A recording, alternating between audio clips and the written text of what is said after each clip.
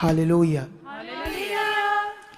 आज जो मेरा टॉपिक है परमेश्वर के वचन का वो ये है, थंबनेल से चेक करो क्या टॉपिक है।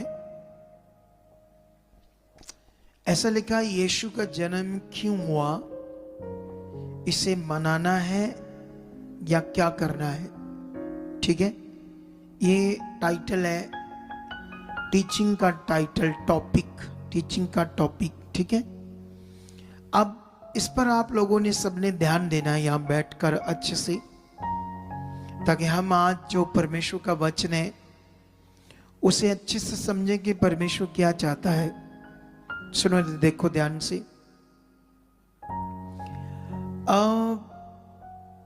आप जानते हो सोशल मीडिया पर बहुत कुछ है इस समय, लाखों पास्टर्स हैं, प्रभु के लोग हैं।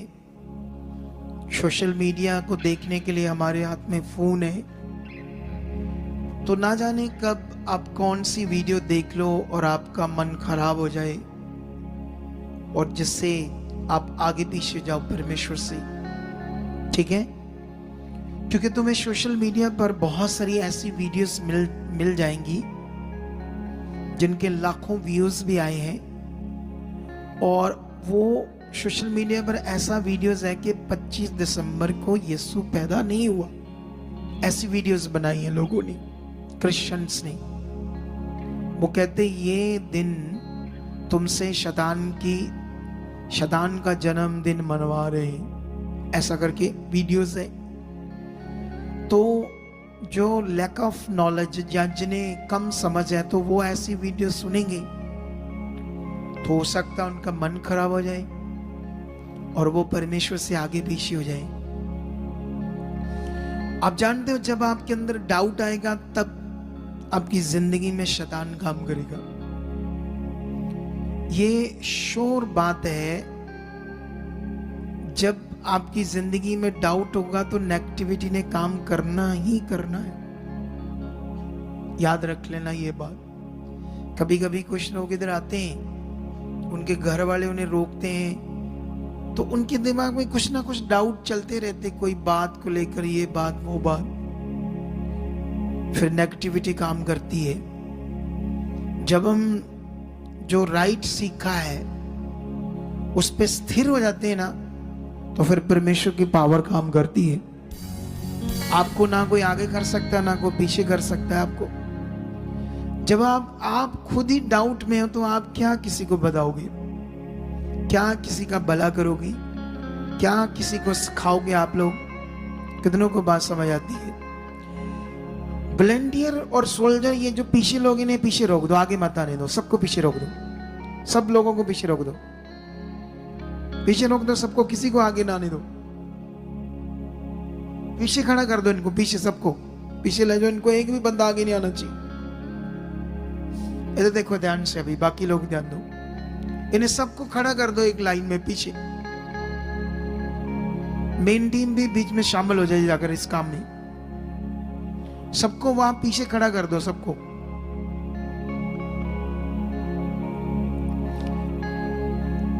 हाँ, अभी देखो, इधर देखो ध्यान से। ठीक है, ये खुदा का पवित्र भवन है। इसमें आने वाली दुनिया या तो डिसिप्लिन होगी तो या फिर रूढ़ी पर जाकर रूढ़ी वाला जीवन जिएगी। दो बातें होंगी यहाँ। कितनी बातें होंगी यहाँ?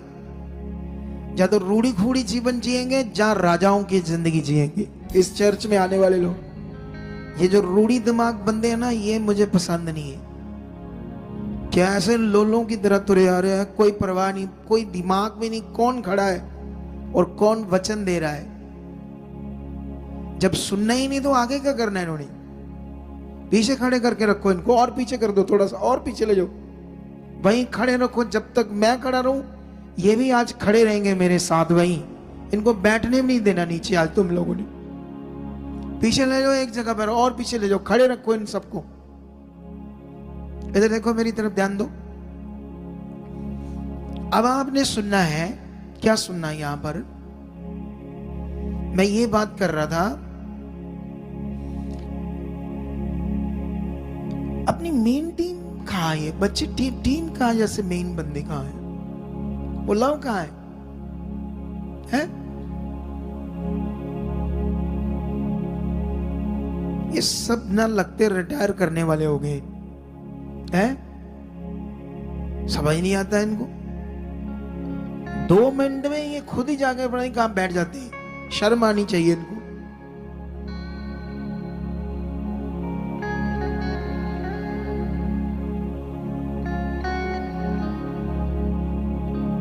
सुनो तो देखो ध्यान से अभी,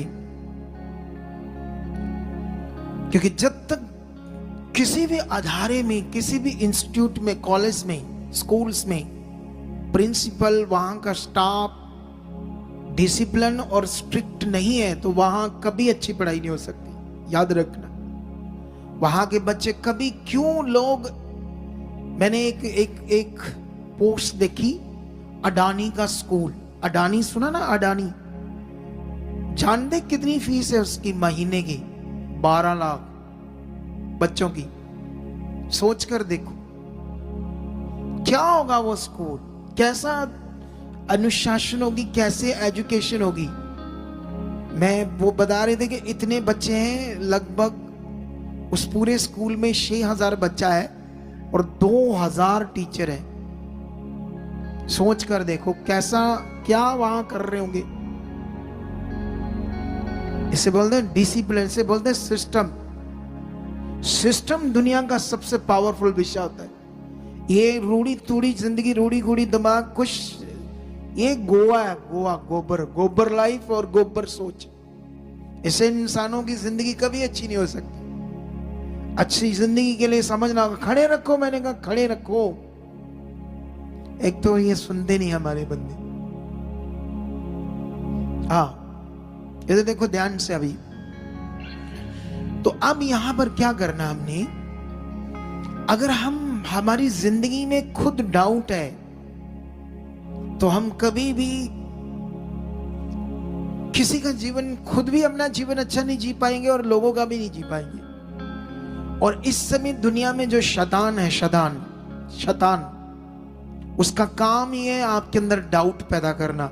उसका काम ही है, जब आपका काम नहीं हो रहा होता ना, जैसे वो लड़का जो प्रेयर कराने आया, घर जाकर उसकी फिर दर्द हुई तो उसने कहा, ले तेरे यीशु ने तो मुझे ठीक नहीं किया। पहले ही उसका अच्छा विश्वास नहीं था, पता नहीं कैसे उसकी मम्मी उसके मना के उसे यहाँ लेकर आई होगी। लेकिन वो कौन सा अच्छा दिल रखता था? तो नेगेटिविटी तो ऑलरेडी काम करने के लिए रेडी है। नेगेटिविटी का ऑलरेडी काम है मनुष्यों को कंटिन्यू डाइवर्ट करना, लगातार लगातार लगातार लगातार अनडिसिप्लिन रखना आपके जीवन में। ये जो बंदे हैं, ये अनडिसिप्लिन सिस्टम वाले, इनको ये नहीं पता मैं कौन हूं, और मैं अगर मैं खड़ा हूं तो आप कौन हो, तो आपके अंदर कैसा सिस्टम चाहिए। ये अनुशासन मेरे में तब थे जब मैं छोटा था। तुम तो बड़े हो, अपने बच्चों कहते ये करो वे करो, पहले खुद करो फिर बच्चों को समझाना। खुद बच्चों को कहते हैं ऐसा ना करो वैसा ना, खुद तो तुम पूरे आगे पीछे गोबर जैसे दिमाग रख रहे हो, तो तुम बच्चों को कह ही नहीं सकते। एक पास्टर अगर सही से खुद नहीं चलता तो वो कलीसिया को भी नहीं कह सकता तुम ये करो वो करो। सबसे पहले उसे सही करना पड़ेगा, उसे अपनी जिंदगी में अनुशासन लाना पड़ेगा। कितनों को बात समझ आ रही है? मेरे सामने तो तुम एक दिन हो, उसके बाद तो तुमने यहां से चले आना, 6 दिन अपने घर होना, क्या करना क्या नहीं करना, कितना तुम्हारे ऊपर असर है मेरी टीचिंग का, या कितना तुम्हारी दिमाग हमारे ऊपर अगुआ है, ये तो पता नहीं मुझे। लेकिन मेरे सामने ऐसा करोगे तो मैं तो नहीं ऐसा करने दूंगा तुम्हें, मैं ऐसा जानू। कितनों को बात समझ आ रही? मैं तो डिसिप्लिन रखने वाला इंसान हूं। समझ आया नहीं समझ आया? तो यहां आज शिक्षा क्या है? यीशु का जो जन्म है क्यों हुआ, इसे मनाना चाहिए या ना मनाना चाहिए, ये मेरा टॉपिक है। तुम्हें सोशल मीडिया पर बहुत सारी वीडियोस मिलेंगी जिन्होंने बाइबल के अंदर से प्रूफ दे देकर बातें की है। यहूदियों का जो कैलेंडर होता था उसका प्रूफ देकर के उस मंथ में क्या थी, क्योंकि बाइबल में उस समय बीच बीच में पढ़ोगे तो टाइमिंग लिखी है। टाइमिंग कैसे लिखी है? जब लूका में पढ़ोगे 2 अध्याय में 2 का में भी 46 ऐसा कुछ वचन है, तो वहां पर लिखा एक स्वर्गदूत, जिब्राइल स्वर्गदूत कहां भेजा गया ना, कौन से एरिया में भेजा गया, थोड़ा भूल गया मैं ही, अभी मैं पढ़कर सुनाता हूं तुम्हें, ठीक है, स्किप कर गया थोड़ा सा माइंड में।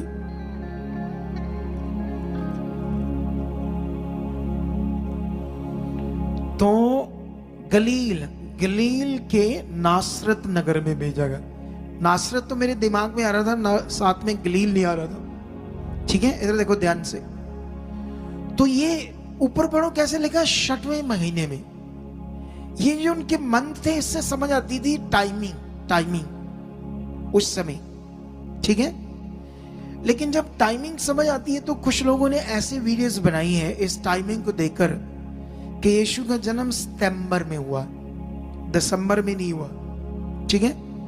तो उनका कहना है कि अब अगर तुम मनाते हो तो जिन लोगों ने तुम्हें ये तारीख दी है उन्होंने वो शैतान के बंदे थे और वो तुम्हें शैतान का जन्मदिन मनाते हैं, ऐसे करके टीचिंग देते हैं। लेकिन अभी तुम ये बताओ, जब तुमने ये वीडियो नहीं सुनी ऐसी वाली, या ये बात नहीं सुनी, तुमने सिर्फ यीशु के जन्म को सुना के वो 25 दिसंबर में पूरी दुनिया में उसका मनाया जाता है, तो तुम जो यीशु का जन्म मनाते हो उसमें तुम्हारे दिमाग में शैतान नाम की कोई चीज है? बोलो, कोई चीज है ऐसी?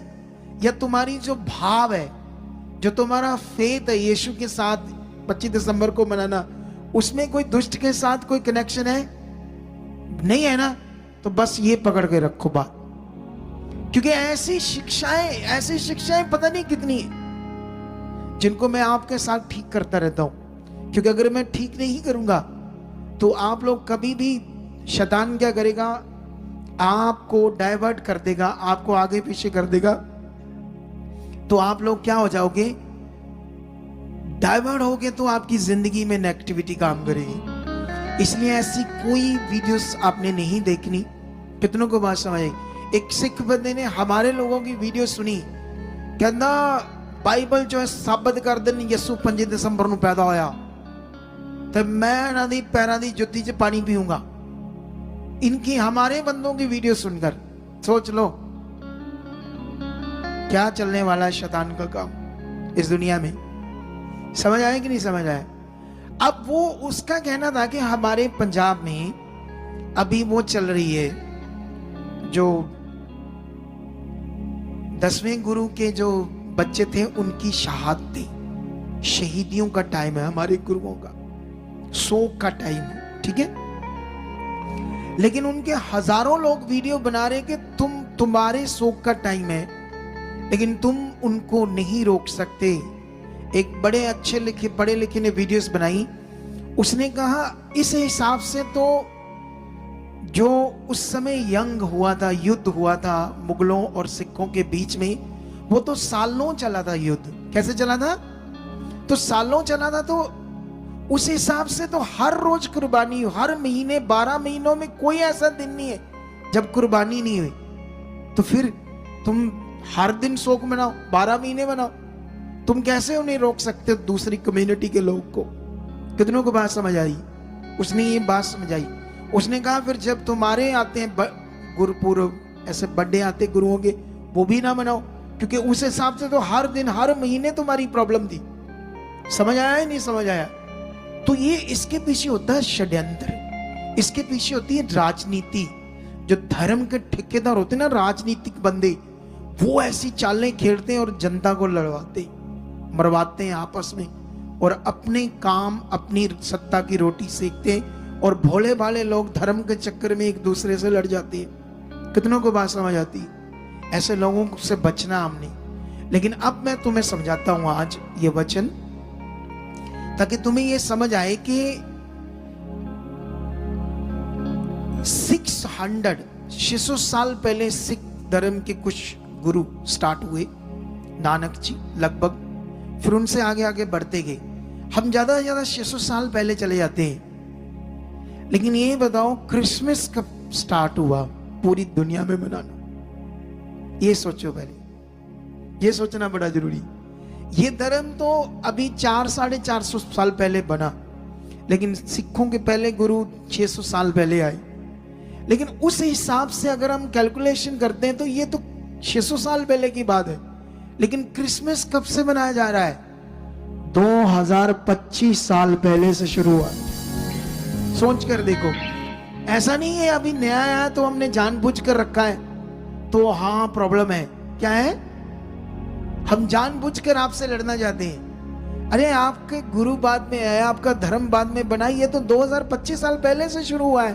पूरी दुनिया में चेक करके देखो। समझ आया कुछ आपको कि नहीं आया? अगर ऐसे दो चार फटीचर उठकर सेवक लोग ये जो वीडियो बनाते हैं, अब मुझे याद है कि मेरा जो जन्म हुआ है, मेरे भाई को भेज दिया स्कूल में दाखिला कराना मेरा, ठीक है। तो जब मैं तब छोटा सा था तो मेरे भाई को पता नहीं था मैं कब पैदा हूं। उसने ऐसे आटे सटे बोल दिया। क्या बोल दिया मेरे लिए? तो जो बोल दिया तो उसके बाद क्या हुआ, 1 तारीख वो मेरी दाखिल होगी, उसमें रजिस्ट्रेशन होगी।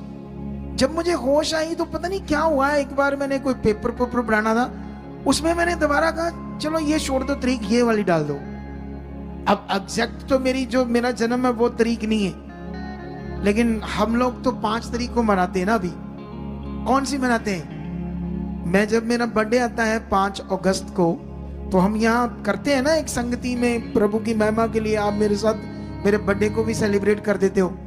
तो इस हिसाब से मुझे एग्जैक्ट मेरी डेट का नहीं पता, तो फिर ये बड़ा पाप कर रहा हूं मैं तो, है? बोलो, ऐसा है? पाप कर रहा हूं मैं? नहीं कर रहा ना। तो इस हिसाब से ऐसे लोगों से बचना बड़ा जरूरी है आपका, क्योंकि कभी भी ऐसी गलत वीडियोस तुम्हारे सामने आएंगी, आगे हो सकती डेट, पीछे हो सकती है, डोंट वरी। लेकिन याद रखना एक सेट होगी है पूरी दुनिया में, अब वो चलेगी यीशु के नाम से। हमें इससे कोई लेना देना नहीं, डेट आगे थी पीछे थी, इस महीने में हुआ उस महीने से, इससे कोई मतलब नहीं। जो अब शुरू हो गया है इतने हजारों सालों से पहले कितनों को, क्योंकि वो कहते हैं बाइबल में मेंशन नहीं है तारीख। नहीं मेंशन तो कोई बात नहीं, हम एक बड़ी चीज आपको सिखाते हैं आज जो मेंशन है, ठीक है। चलो हम स्टार्ट करते हैं ये शिक्षा आज सीखना। उनको खड़े रहने दो, जब तक मैं खड़ा हूं वो भी खड़े रह कर सुनेंगे। वहां वचन सुनाई दे रहा कि या थोड़ा आगे लाना पड़ेगा? नहीं सुनाई देता है, ठीक है। चलो शुरू करेंगे। ये वचन सुनो, लूका 2 अध्याय का 8 वचन में लिखा, और उस देश में कितने गडेरिये थे जो रात को मैदान में रहकर अपने झुंड का पहरा देते थे, और प्रभु का एक दूत उनके पास आ खड़ा हुआ, और प्रभु का तेज उनके चारों ओर चमका, और वह बहुत डर गए। तब स्वर्गदूत ने उनसे कहा, मत डरो, क्योंकि देखो मैं तुम्हें बड़े आनंद का सुसमाचार सुनाता हूं, जो सब लोगों के लिए होगा, कि आज दाऊद के नगर में तुम्हारे लिए एक उद्धारकर्ता जन्मा है, और यही मसीह प्रभु है। यीशु मसीह के बारे में स्वर्गदूत उतरते स्वर्ग से और लोगों को जाकर क्या बता रहे? जो खेतों में वो भेड़ बकरियां चराने वाले गडेरिये हैं, उनको जाकर बातें बता रहे हैं, दाऊद नगर में आज तुम्हारे लिए मसीह यीशु पैदा हुआ है, जो तुम्हारे लिए बहुत बड़े आनंद का समाचार है। स्वर्गदूत भी उसके जन्म की खुशखबरी बांट रहे। अगर ऐसा मेंशन नहीं है कि स्पेसिकली भी ऐसा करके कोई लाइन नहीं कि जन्मदिन मनाओ, लेकिन यहां तो हमें समझ आता है कि नहीं आता है? वचन तो समझ आता है कि नहीं आता है? ऐसे लोगों से बचना हमने। कोई उठकर बोलता अन्य भाषा शदान की भाषा है, राला साबा रा साबा, क्या बोलते हो ये? इसका तो कोई मीनिंग ही नहीं है। कितनों को बात समझ आता है? तो आप लोगों का जो राइट काम है उस पर आपने फोकस बनाना है। अभी और आगे पढ़ते हैं क्या लिखा है। और 12 में लिखा है, इसका तुम्हारे लिए ये पता है कि तुम एक बालक को कपड़े में लिपटा हुआ और चरनी में पड़ा पाओगे। तब एकाएक उस स्वर्गदूत के साथ स्वर्गदूतों का दल परमेश्वर की स्तुति करते हुए ये कहते दिखाई दिया। सोच लो, बहुत बड़ा दल नीचे आया स्वर्गदूतों का जब यीशु का जन्म हुआ। खुशी मना रहे थे वो। क्या मना रहे थे वो? तो हमने क्या मनाई 25 दिसंबर को? खुशी। सेलिब्रेट किया यीशु का कि वो हमारे लिए पैदा हुआ था, उसने हमें निजात दी, हमारे लिए मुक्तिदाता आया, हमारे पापों का वो प्रायश्चित था, हमें जीवन, अनंत जीवन देने के लिए आया। तो हम उसके लिए सेलिब्रेट कर रहे हैं। जैसे ये स्वर्गदूत स्वर्ग से उतर आए और बड़ा दल नीचे उतर आया जब उसका जन्म हुआ। और आगे लिखा, आकाश में परमेश्वर की महिमा और पृथ्वी पर उन मनुष्यों में जिनसे वह प्रसन्न है शांति हो। तुमने परमेश्वर को प्रसन्न करना है तो शांति पानी है या नहीं करना है? अनाज्ञाकारी, ध्यान ना देना, अपने तरीके से जीना, गोबर मिट्टी दिमाग रखना। कुछ लोग इतने अजीब होते हैं। मैं प्रचार शुरू करने वाला होता हूं, बाहर नहीं जा रहे हैं, तुरे जा रहे हैं, पता नहीं कहां से उल्लू इधर परमेश्वर ने भेज दिए मेरे पास। आज मैं डांट रहा हूं तुम लोगों, ये कौन सी बुद्धि लेकर पैदा हुए दुनिया में? इनको ये भी नहीं समझ में भजन शुरू कर रहे हो, बाहर को जा रहे, फिर आ रहे ढिजक ढिजक के अंदर।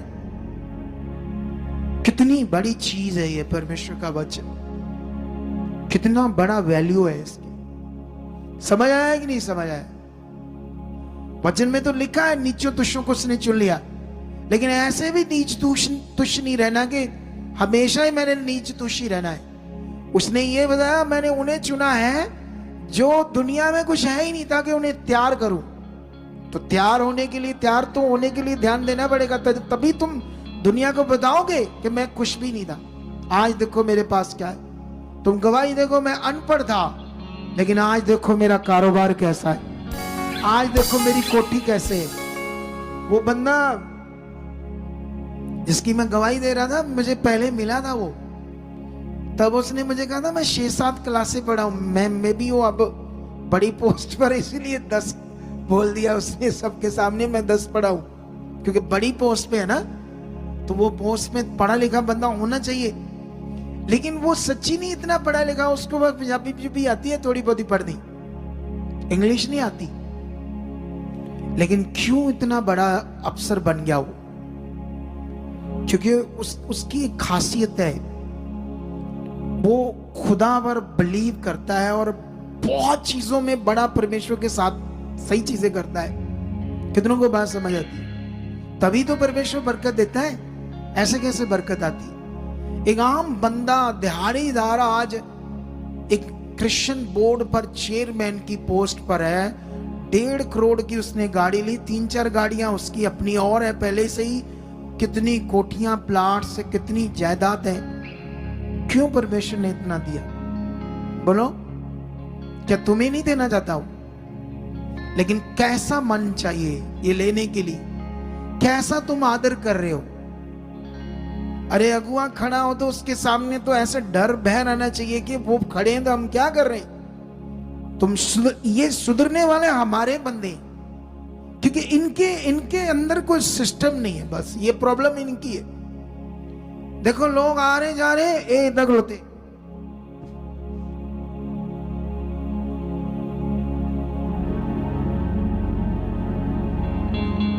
ये इनको नहीं पता क्या करना है। जैसे लोग तुम्हें पता नहीं परमेश्वर का वचन शुरू है, ये कब कुछ बोलते नहीं, बड़े रहते हैं ये लोग। इनके जो ऊपर बंदे ना वो बड़े आगे पीछे हैं, उनको बड़ी जरूरत है, क्योंकि ये ऊपर वाले बंदों का काम होता है। जैसे मैंने खींच कर रखा होता है सबको, एक सिस्टम होता है, सिस्टम में रहना पड़ता है, तभी हम दुनिया में कुछ बड़े बनते। आप जानते हो जो बड़ी यूनिवर्सिटी होती है, एक पता नहीं स्पेन का कोई यूनिवर्सिटी कॉलेज है, वहां से 4 साल बंदा बाहर ही नहीं आता। पता नहीं कितने करोड़ लेते हैं वो पैसा, 4 साल तक उसके अंदर ही रहना पड़ेगा। कोई बार फैमिली नहीं, फोन से बस बात कराएंगे हफ्ते में एक बार फैमिली से, कोई दोस्त नहीं, कोई सिस्टम नहीं। तो जब उससे बाहर आते ना निकल कर बंदे, तो फिर बड़े तगड़े बंदे, बड़े ऊपर के लेवल के बंदे, कोई जहाजों का इंजीनियर बन रहा है, कोई पता नहीं कितना साइंटिस्ट बनते वहां, क्या क्या बनते वहां। ऐसे नटंगी जीवन से थोड़ी कुछ होना है। उसल पुसल अल्लाह चला हो गया बस। ये कोई लाइफ थोड़ी है ये जैसे ये करते हैं हम लोग। अगले क्यों करोड़ों रुपए लेकर 4 साल उसके अंदर रखते हैं? तुम कहोगे ये तो जेल है। जेल नहीं है, वो आपकी तैयारी है, वहां असल वाली तैयारी। लोग करोड़ों रुपए देके उस यूनिवर्सिटी में अपने बच्चों को तैयार कराते हैं कुछ दुनिया में बड़ा। समझ आया कि नहीं समझ आया? तो यहां पर भी जब आप अपने शरीर को मारकर डिसिप्लिन में रहोगे तभी तुम्हारी जिंदगी बढ़िया और राइट होगी। हालेलुया। लेकिन यहां पर हम और आगे बढ़ेंगे। 15 में लिखा, जब स्वर्गदूत उनके पास से स्वर्ग को चले गए तो गडेरियों ने आपस में कहा, आओ हम बैतलहम जाकर ये बात जो हुई है और जिसे प्रभु ने हमें बताया है देखें। और उन्होंने तुरंत जाकर मरियम और यूसुफ को और चरनी में उस बालक को पड़ा हुआ देखा। इन्हें देखकर उन्होंने इस बात को जो इस बालक के विषय में उनसे कही गई थी प्रकट की। और जब सुनने वालों ने उन बातों से जो गडेरियों ने उनसे कही आश्चर्य किया, परंतु मरियम ये सब बातें अपने मन में रखकर सोचती रही और गडेरियों ने जैसा उनसे कहा गया था वैसे ही सब सुनकर और देखकर परमेश्वर की महिमा और स्तुति करते हुए लौटे। ये मैं सारा चैप्टर तुम्हें इसलिए पढ़ा दिया ताकि तुम्हें ये समझ आ जाए कि ऐसे लोगों की वीडियो से बचना है जो फालतू वीडियो बनाते हैं और अपने लोगों में गड़बड़ करते हैं। और तुम्हें अलर्ट रहना है तुम क्या सुनते हो सोशल मीडिया पर। ऐसे नहीं कुछ भी सुनना। कुछ भी सुनने से तुम्हारी जिंदगी में तुम डाइवर्ट हो सकते हो। नेगेटिविटी तुम्हारी जिंदगी में काम कर सकती है और तुम्हारी जिंदगी में हालात आ सकते हैं, प्रॉब्लम्स आ सकती है, क्योंकि होना ही है। जब डाउट आना है तो दुष्ट ने काम करना है। बीमारियां, हालात मुश्किल फिर आएंगे। हम मेहनत कर रहे हैं आपके ऊपर लगातार ताकि आपकी जिंदगी को निखारें, आपकी जिंदगी तैयार हो जबरदस्त रीति से, आप अपने घरों में शांति से जी पाओ। बीमारियां, हालात, रोग, तकलीफें जिसके लिए यीशु मसीह हमारे लिए पृथ्वी पर आए, इसीलिए वो आए ताकि जो पाप का जीवन था हमारा, जो करप्ट जीवन था, ये जो नमूना तुम देखते हो उसी का हिस्सा चल रहा। अभी ये सिद्ध नहीं हो पा रहे, अभी ये परमेश्वर को दर्जा नहीं दे पा रहे, उस तरह से परमेश्वर की बात को पकड़ नहीं पा रहे जिस तरह खुदा ने चुना है। कितनों को बात समझ आती है? जब तक ये पकड़ेंगे नहीं, जब तक ये समझेंगे नहीं परमेश्वर क्या बात कर रहा है, मुझे क्या करना है, आज मैंने क्या सीखा है, क्या अनुशासन मेरी जिंदगी में होना चाहिए, इन बातों को सब आपने पकड़ना है। तो मैंने अभी आपको यीशु के जन्म की बात सिखा दी। तारीख को छोड़ दो, आप साइड पे कर दो। हम तो कोई तारीख हो इससे हमें कोई लेना देना नहीं, लेकिन जो तारीख सेट होगी पूरे वर्ल्ड इसे सेलिब्रेट कर रहा है। किसी की कोई फालतू की वीडियो तुम्हारा मन क्या ना कर दे, खराब ना कर दे। कितनों को बात समझ आती है? एक मैं और वचन आपको पढ़ाना चाहता हूं जल्दी जल्दी, ताकि मैं इससे भी तुम्हें एक चीज समझा सकूं। ये भी यीशु के जन्म की बात है, ठीक है?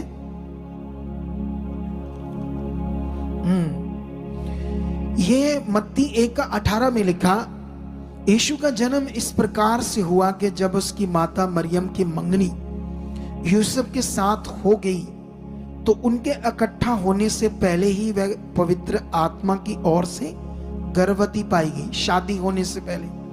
अतः उसके पति यूसुफ ने, जो धर्मी था और उसे बदनाम करना नहीं चाहता था, उसे चुपके से त्याग देने का विचार किया।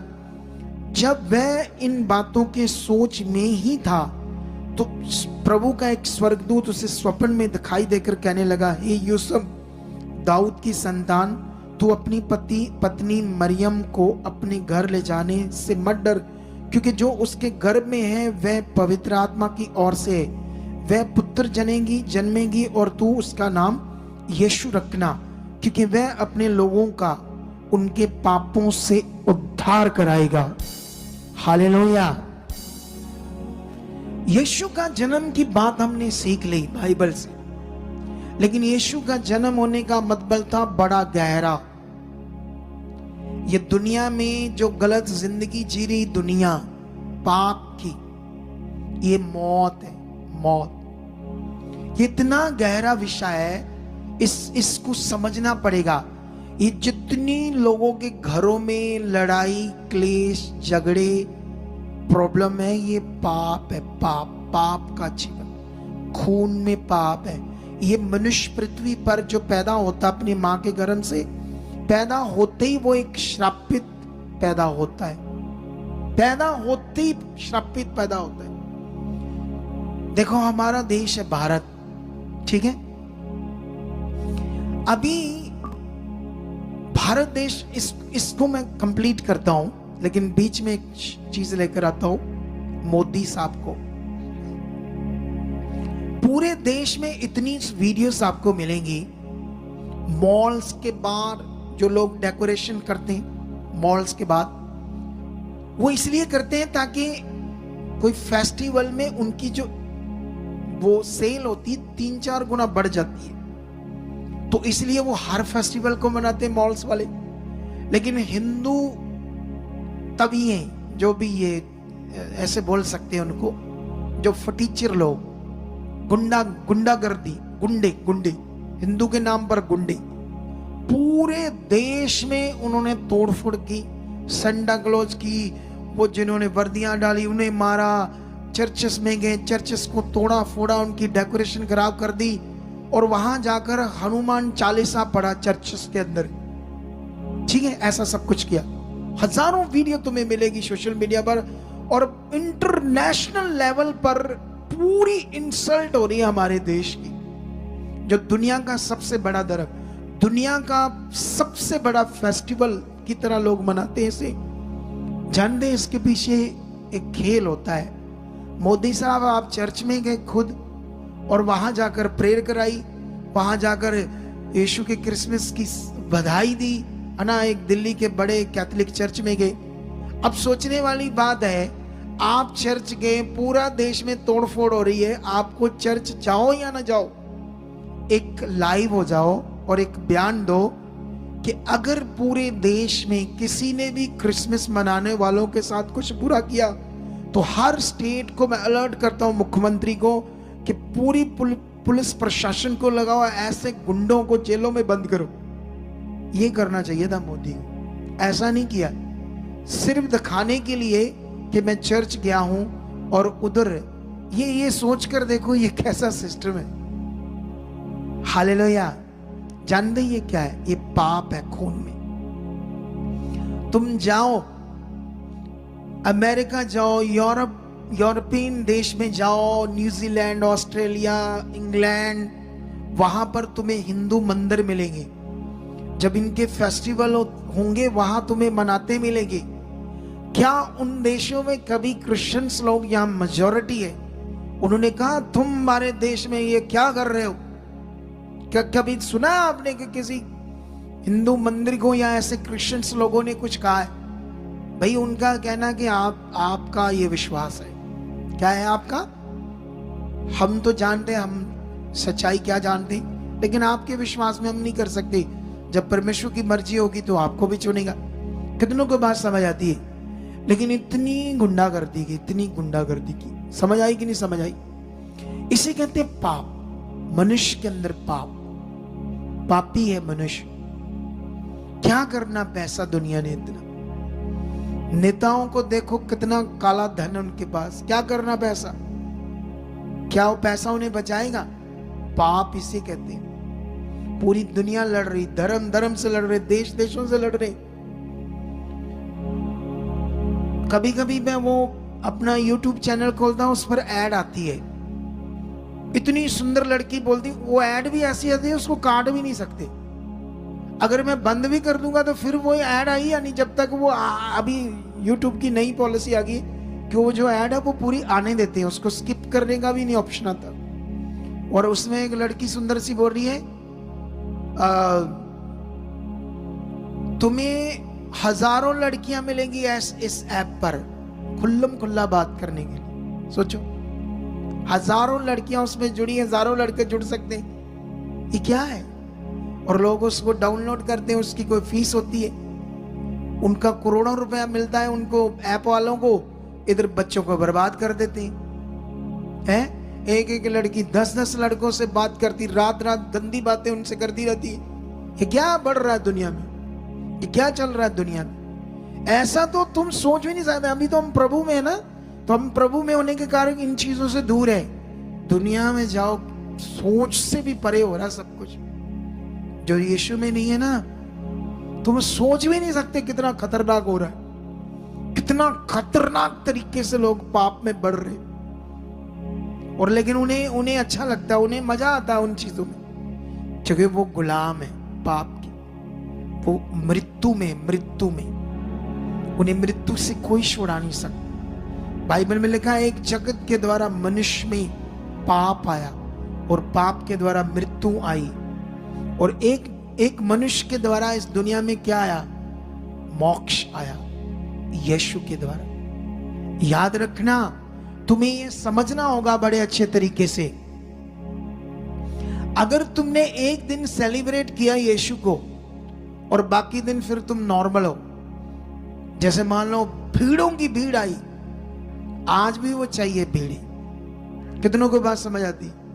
अब वो नॉर्मल है। अब 31 दिसंबर में फिर भीड़ आ जाएगी और उसके बाद वाली संगति में नॉर्मल हो जाएंगे। कितनों को बात समझ आती? अगर आप सिर्फ किसी एक दिन को मनाते हो और बाकी दिन नॉर्मल हो जाते हो, तो फिर ऐसे दिन का भी मनाने का कोई फायदा नहीं है। कितनों को बात समझ आती? तो मेरे कहने का मतलब यह है कि यीशु के आने का पर्पस क्या था? वो पर्पस था हमारे लिए अनंत जीवन, हमारे लिए डिलीवरेंस। यीशु मसीह हमारे लिए उद्धार बन के आया, छुटकारा बन के आया। इसके लिए जो छुटकारा बन के आया, सारी सजा उसकी बॉडी पर आनी थी, सारी तकलीफ उसने लेनी थी और उसने ली, ताकि हमें क्या मिले? आराम। इसीलिए बाइबल में लिखा, हे बोझ के नीचे दबे हुए लोगों, मेरे पास आओ, मैं तुम्हें क्या दूंगा? आराम दूंगा। अभी ये जो हम गवाहियां सुनते हैं, जो इतने काम सुनते हैं, अब मैंने भविष्यवाणी की, जानते कौन सी? 25 दिसंबर को एक भविष्यवाणी की थी, जो 31 को उसकी गवाहियां देनी है हमने। कितने को पता कौन सी भविष्यवाणी है? किस किस को पता है? पीछे वाले 10-20 इकट्ठा बोलो, कौन सी भविष्यवाणी? ऊंचा बोलो, पीछे वाले बहने।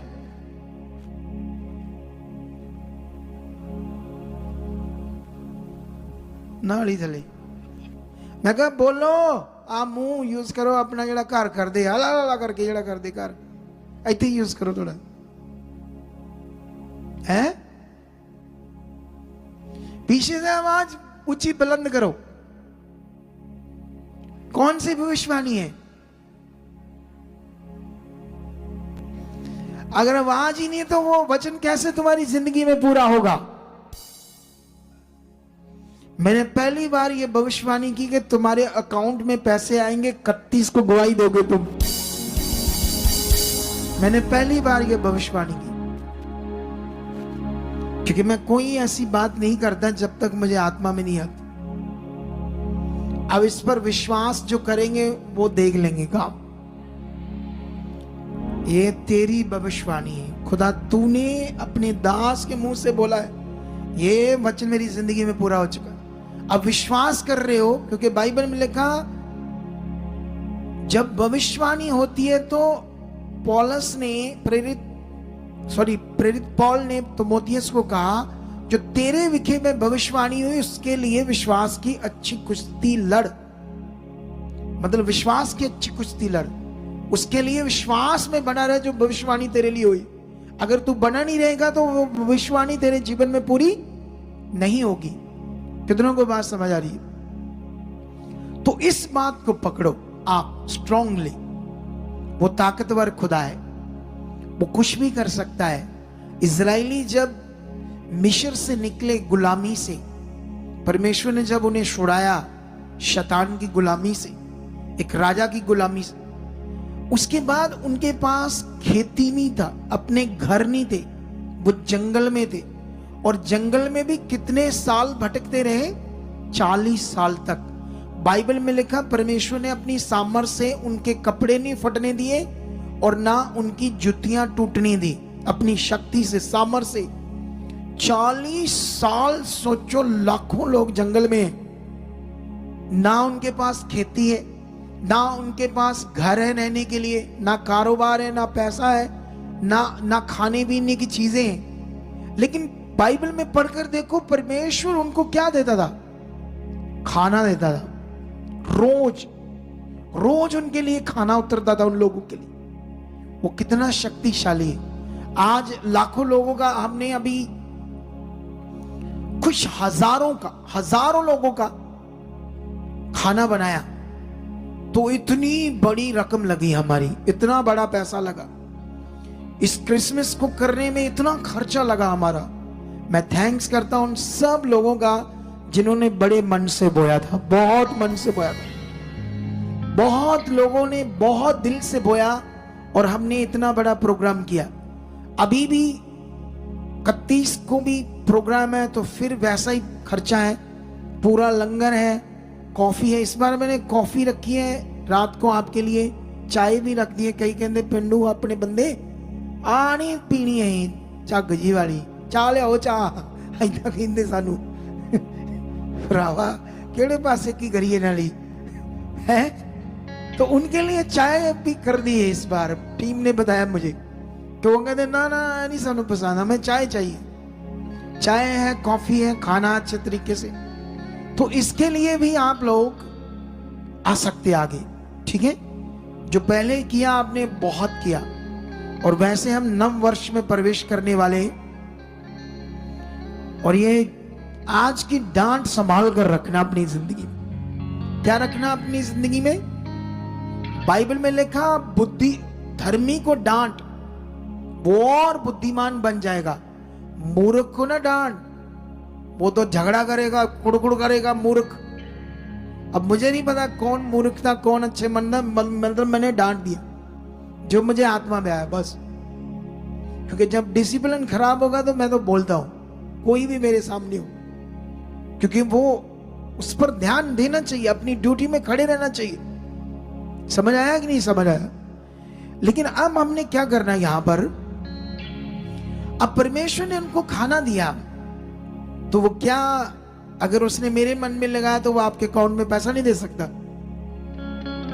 देखना गवाहियां आएगी 31 को, ठीक है? अब उन सब के लिए आएंगे जिनका मन अच्छा है या जिनको जरूरत है, परमेश्वर जानता है इन्हें जरूरत है, उनको परमेश्वर देगा। और नवा साल जो इस बार होगा आपकी जिंदगी में, उसके लिए एक और परमेश्वर ने मुझे दर्शन दिया है, जो मैं 31 को ही आपके साथ शेयर करूंगा। बेसब्री से इंतजार करना, वो क्या दर्शन है, क्या बात है जो परमेश्वर ने आपको दी है, जो आप 31 को हमारे साथ शेयर करना चाहते हो। और अभी यहां पर जो बात है, अब ये बात के बाद मैं आपको कुछ चीजें और समझाता हूं बाइबल के अंदर, जो आपके समझने के लिए बड़ी जरूरी है। कि खाली यीशु का जन्मदिन मनाना एक दिन और फिर नॉर्मल हो जाना कोई फायदा नहीं। जब तक तुम्हें सही से नहीं पता उसके जन्म को सेलिब्रेट करना क्यों करना, उसका जन्म हुआ क्यों, उसका तुम्हारे जीवन से क्या संबंध है, यीशु के जन्म का, यीशु के प्रोसेस का, तुम्हें यीशु में तुम्हारा विश्वास करने का, तुम्हारे जीवन में वो सब बातों का लिंक क्या है, उनका मीनिंग क्या है, उनका मतलब क्या है तुम्हारे जीवन में, ये सब चीजों पर तुम्हें क्या देना पड़ेगा? ध्यान देना पड़ेगा। हालेलुया। लेकिन यहां पर मैं एक वचन पढ़ता हूं आपके लिए, रोमियो 6 अध्याय की 12, 13, 14। यहां पर ऐसे लिखा, इसलिए पाप तुम्हारे नश्वर शरीर में राज ना करे कि तुम उसकी लालसाओं के अधीन रहो, और ना अपने अंगों को अधर्म के हथियार होने के लिए पाप को सौंपो, पर अपने आप को मरे हुओं में से जी उठा हुआ जानकर परमेश्वर को सौंपो, और अपने अंगों को धार्मिकता के हथियार होने के लिए परमेश्वर को सौंपो, तब तुम पर पाप की प्रबलता ना होगी, क्योंकि तुम व्यवस्था के अधीन नहीं वरन अनुग्रह के अधीन हो। इस वचन का बहुत बड़ा मीनिंग है, डीपली मीनिंग, बहुत डीपली।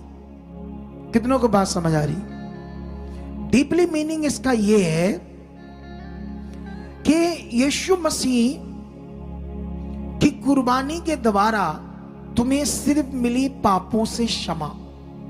अकॉर्डिंग टू परमेश्वर का जो लॉ है वो ये लॉ था कि एक पाप के बदले बलिदान देना पड़ेगा। पाप के बदले क्या देना पड़ेगा? एक पुराना नियम पढ़ोगे तो पाप के लिए बलिदान, तो वो उस जमाने में जानवरों का बलिदान दिया जाता था, लेकिन वो सिर्फ टेम्परेरी माफी थी, टेम्परेरी। वो हमेशा की माफी नहीं थी और ना ही उससे कोई मुक्त हो सकता था पाप से। लेकिन लॉ ये था कि जो मनुष्य पापी है उसके लिए एक कुर्बानी, एक बलिदान चाहिए था, और वो भी पवित्र बलिदान जो परमेश्वर के सामने चढ़ाया जाए तो हमारे पापों के लिए। तो यीशु हमारे पापों के लिए क्या बना? बलि, एक निष्कलंक मेमना। उसके अंदर जो लहू था वो भी पवित्र था, और यीशु का जन्म ही इस काम के लिए हुआ था। एक पवित्र जन्म इसलिए हुआ था ताकि पूरे जगत के पापों का प्रायश्चित हो, और प्रायश्चित तो हो गया, पाप तो यीशु में आपके क्षमा हो गए परमेश्वर की ओर से, लेकिन उसके साथ साथ अब तुम्हारे लिए था पवित्र आत्मा का दान, जो यीशु पर विश्वास करने से तुम्हें मिलना था। और वो पवित्र आत्मा का आपके जीवन में काम ये था जो अभी मैंने पढ़ा। ये काम था कि वो पाप तुम्हारे नश्वर शरीर में राज्य ना करे, और पाप की जो लालसाएं हैं उनके तुम अधीन न रहो, और ना ही उस पाप के अधीन होकर तुमने अपने अधर्म के हथियार होने के लिए पाप को नहीं सौंपना। कभी कभी खुश यहाँ बच्चे सेवा करते, पिछले दिन मुझे पता चला वह विचार में पड़ गई। इतना सीखने के बाद भी, इसका मतलब वो वचन सुनते नॉर्मल, इधर सुनते इधर निकाल देते हैं। उनके अंदर ना परमेश्वर का डर, ना अगुवे का डर, ना परमेश्वर के वचन का डर।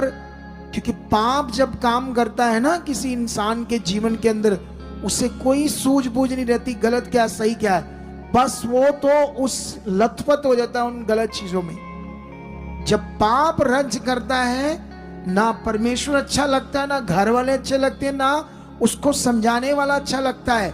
उसको तो बस वो पाप जो फंस गया, गंद मंद, ये चैट वीडियो, गंदी बातें, ये बस वही उसके लिए जीवन बन जाता है। इतना गंदा खतरनाक विषय है जिसके लिए यीशु मसीह ने हमें छुड़ाया है।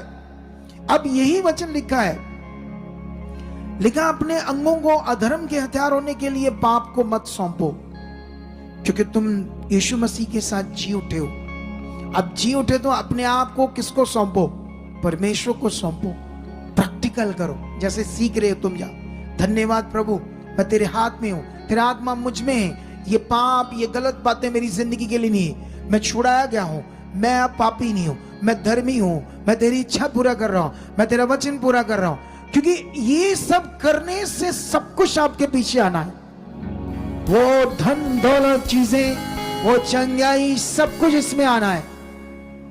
शारीरिक जीवन में नहीं आना है, अनाज्ञाकारी में कुछ नहीं आना है। ये गुस्से में जो मैं डांटता हूं इसलिए ताकि तुम्हारी जिंदगी में सब कुछ अच्छा हो।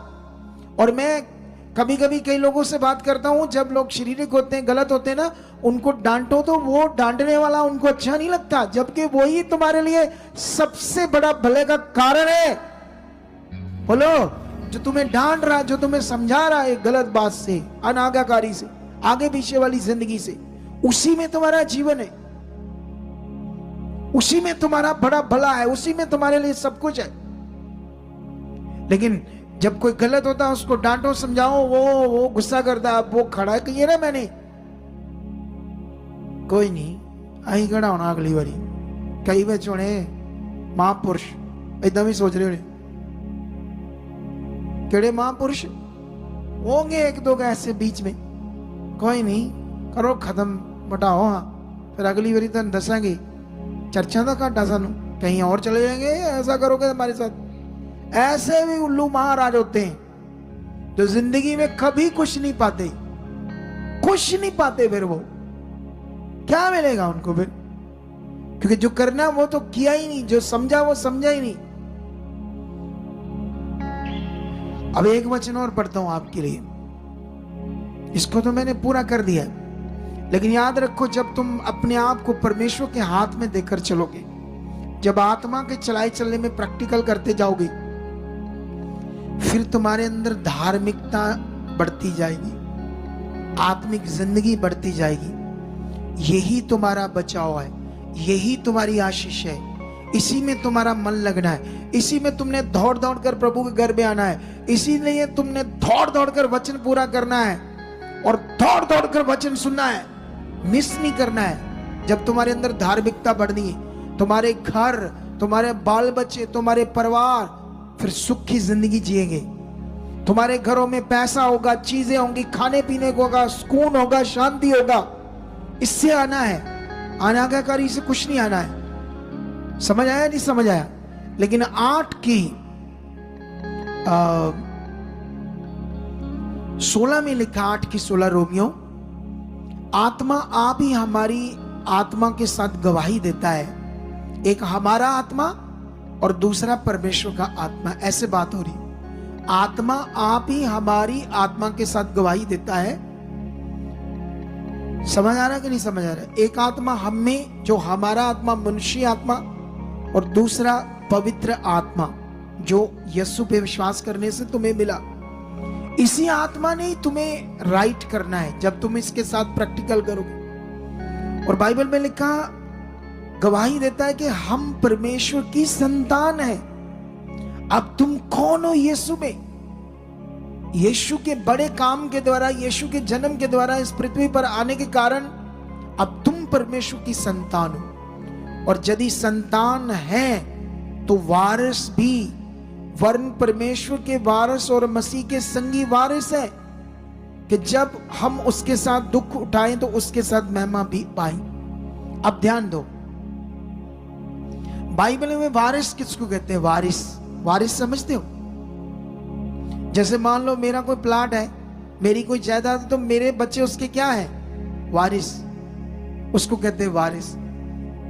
और बाइबल में तुम्हारे लिए कितना बड़ा लिखा है, कितना बड़ा लिखा है कि आत्मा गवाही दे रहा है हमारी आत्मा के साथ कि अब तुम परमेश्वर की संतान हो।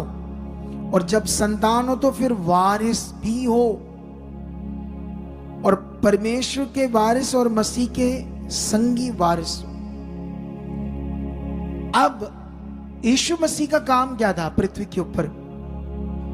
बोलो, पाप को खत्म करना और परमेश्वर के किंगडम को लागू करना, उसके राज्य को बहाल करना, ताकि पृथ्वी पर परमेश्वर का नाम पवित्र माना जाए, ताकि पृथ्वी पर परमेश्वर की इच्छा पूरी हो, ताकि मनुष्य शांति पाए, मनुष्य पाप ना करे, पवित्र जीवन जिए। और जो वो करने आया उसके साथ हम अब वारिस हैं। क्या है हम? यीशु के पास सारा अधिकार था हर चीज का। तो अगर हम संतान, तो हमारे पास भी अधिकार है, हमें भी ये यूज करना है। हमें भी इन बातों को अपनी जिंदगी में वारिस समझना। हमने ऐसे नहीं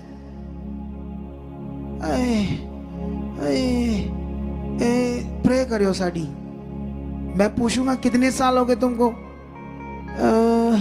ਅਸੀਂ ਤੇ ਬੌਰਨ ਕ੍ਰਿਸਚਨ ਹੁੰਨੇ ਆ, ਤੇ ਆ ਜਿਹੜੀ ਭੈਣ ਨਾਲ ਆਈ ਇਹ 20 ਸਾਲ ਹੋ ਗਿਆ। ਹਾਏ ਮਰ ਗਏ, ਹਾਏ ਹਾਏ, प्रार्थना कर दो। अब वारिस वे लो, अब वारिस जे आयो जी, नमूने आंदे रहंदे इदां दे साडे को। कुछ पता ही नहीं ज्ञान क्या है, कौन है हम मसीह में, क्या जीवन मिला हमें मसीह में। मैंने इधर कल दी शिक्षा था, मैंने कल दी थी, हाँ नहीं परसों वो कबीले वाले नहीं, कबीले वाले लोग, तौबा मेरे रब दी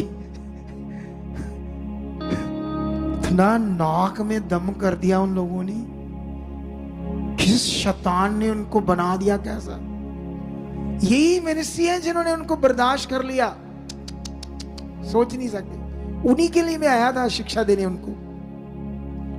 मैंने इतनी जबरदस्त शिक्षा दी, इतनी जबरदस्त शिक्षा दी, तुम सोच ही नहीं सकते।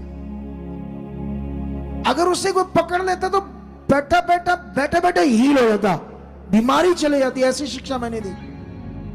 मैं जैसे शिक्षा देकर जा रहा, अग्रिल से आए आए बाबा बाबा आए बाबा आए, मैं यही की हो रहा, ये क्या लोग हैं बेचारे।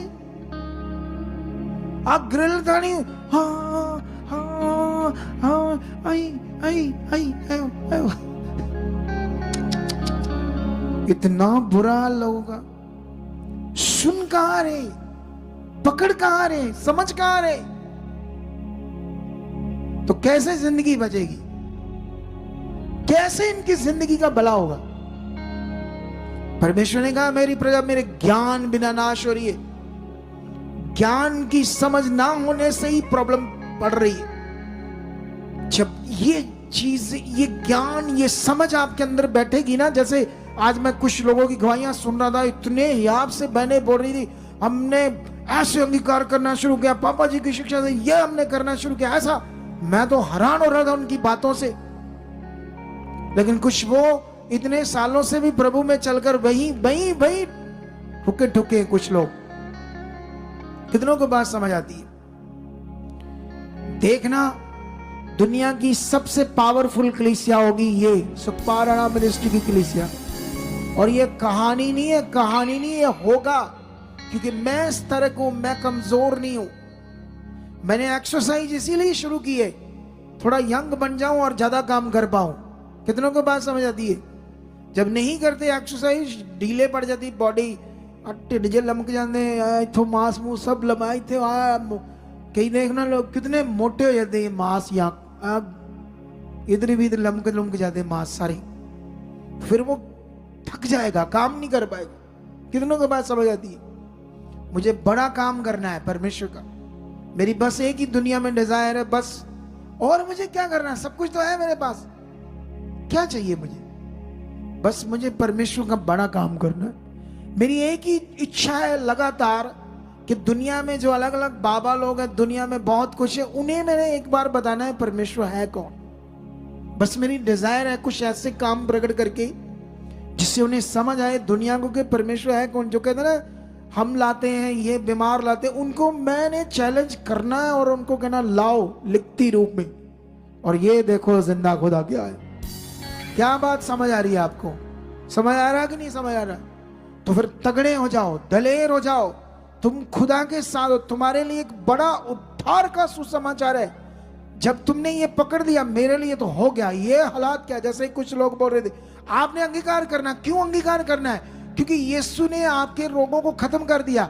आपके ऊपर से नेगेटिविटी को, दुष्ट आत्माओं को, शैतान के अधिकार को खत्म कर दिया, आपकी बीमारियों को खत्म कर दिया। लेकिन ये सब जो चीजें आपके लिए हो चुकी, ये आत्मिक नियम में, आत्मिक नियम में तुम्हें आत्मिक नियम में आ जाना पड़ेगा। और 4 बार आधे घंटे की वीडियो थी, 4 बार के बाद भी अभी भी कुछ बातें मेरे दिमाग में बैठ नहीं रही। सोचो, अगुआ ऐसे करता है कोई बात को लेकर, तो तुम इतनी बड़ी टीचिंग जो है वो साइंस की नहीं, वो कोई और चीज है। मुझे जरूरत है आपको समझाने के लिए, लेकिन ये तो जीवन की टीचिंग है। तुम्हें कितनी बार अपने अंदर सेट करनी चाहिए सुनकर, सोचो। और जिस दिन तुमने ऐसा करना शुरू कर दिया, फिर तुम नॉर्मल नहीं रहोगे। फिर देखना तुम्हारी जिंदगी कितनी खास होगी। तो मैं बिलीव करता हूं परमेश्वर तुम्हारे साथ है। 31 की नाइट को अब हम मिलेंगे दोबारा, एक बड़ी मीटिंग के साथ, एक बड़ी ब्लेसिंग के साथ, एक बड़ी पावर के साथ, एक बड़ी डिलीवरेंस और हीलिंग के साथ, एक बड़े छुटकारे के वचन और प्रार्थना के द्वारा, और एक बड़ी भविष्यवाणियों की पावर के द्वारा मिलेंगे हम। और ये आप चाहे 2 बजे आ जाओ, 3 बजे आ जाओ, लंगर 4 बजे स्टार्ट हो जाएगा शाम को, ठीक है? अपनी जगह को सुनिश्चित कर सकते हो, कहां आकर बैठना है जल्दी, ठीक है? तो ये सब तुम्हारे ऊपर है। कपड़े थोड़े अच्छे डालकर आना, वार्मर वगैरह डाल लेना नीचे, ताकि उस रात ठंड न लगे, ठीक है, अच्छे से, ठीक है। खुदा आपको बरकत दे चुका है और अभी हम अपने सीड बोएंगे, अपने बीज बोएंगे। तो नव वर्ष के लिए भी अपने बीजों को तैयार रखना, ताकि उस रात का बोया हुआ बीज सारा साल तुम्हें बड़ा बीज बोने वाला बनाएगा। जो हमारा विश्वास होगा वही हमारे साथ होगा। अगर हम उस रात को अपने बीज को बड़े मन से बोएंगे, आज भी, अगर आज के दिन भी बोएंगे, क्योंकि आज आप उसमें जो खाना होगा, लंगर होगा, बड़ा हजारों लोगों का बड़ा लंगर, तो उसके लिए भी आप दिल खोल सकते हैं। ऑनलाइन भी जितने लोग हैं, यहाँ भी लोग हैं, तो ऑनलाइन लोगों के लिए ये हमारी